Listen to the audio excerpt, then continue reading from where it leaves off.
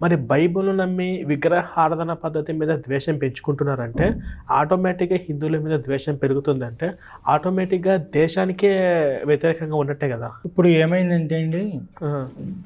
మన భారతదేశం, హ్మ్. మన హిందూ దేశం హ్మ్. పూర్తిగా విగ్రహారాధన దేశం అండి. అవును. మన దేశాన్ని కొంతకాలం బ్రిటిష్ వారు పాలించారు. హ్మ్. పాలించిన తర్వాత వాళ్ళు వెళ్ళిపోయారు. మనకు స్వతంత్రం వచ్చింది. ఆ తరువాత విదేశాల నుండి మిషనరీస్ వచ్చారు ఈ దేశానికి.